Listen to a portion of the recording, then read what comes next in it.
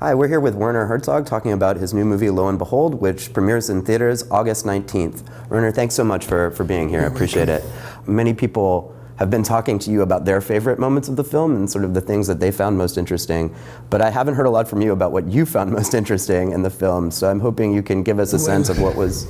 How shall I say, the most surprising of all, or two things. One is a huge crowd of over 1 million video gamers solving a puzzle in the complicated folding of enzymes, which could not be solved by the biggest supercomputers on this planet. The other thing, the most stunning, I'd say, mind reading.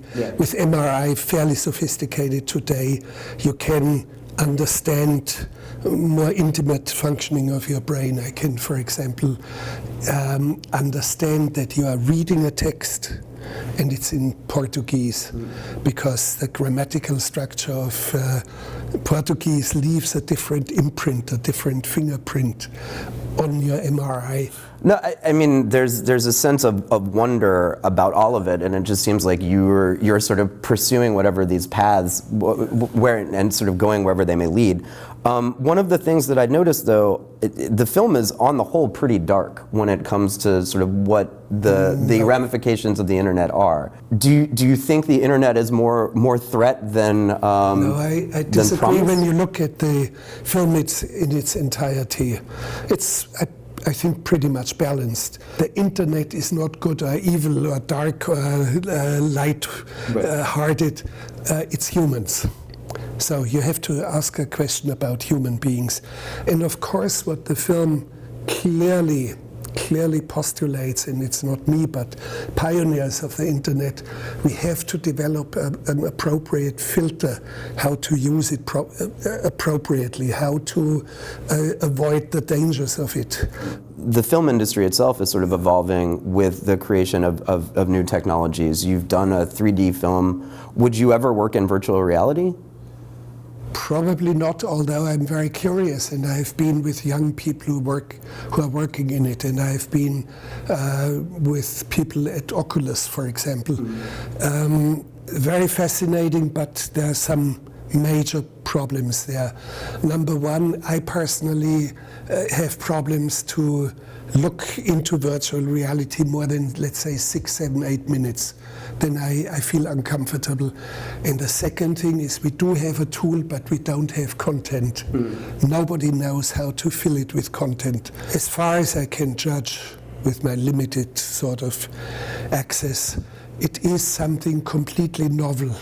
And we have to understand it as something completely novel and should not try to transport 3D action movie sort of attitudes into virtual reality.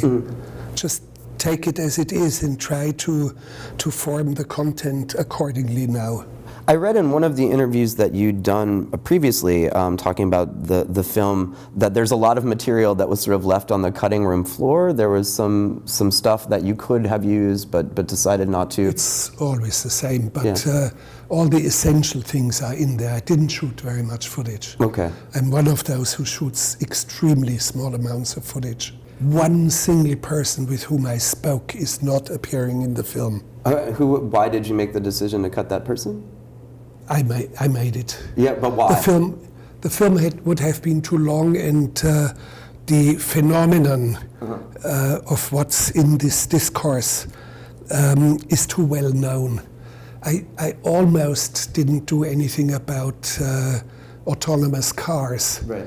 But I love to do it because Sebastian Truhl, who was one of the great pioneers and still is such a fantastic human being and so full of charm and, of course, full of projects, very positive ones. Again, education online. Right. How is the internet changing education, and how do you structure? You also have like an in-person film school as well that people can take classes with you. Film school, some pretty wild guerrilla style. So you work in person with students and then you work online with these other students.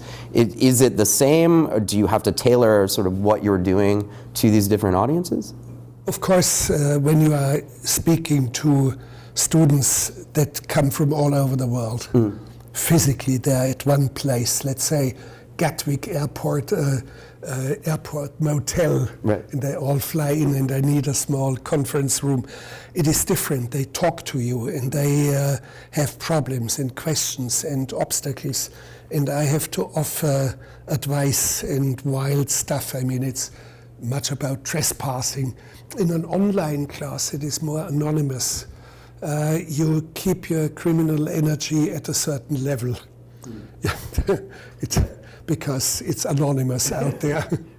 Right. Is there a sense that you have that there is, on the flip side, too much of a dependence now on this interconnection and these technologies? Because that's a strain or a refrain that runs through the film. When it comes to education of, let's say, very inaccessible, otherwise inaccessible high caliber education, mathematics course, Stanford or something like this.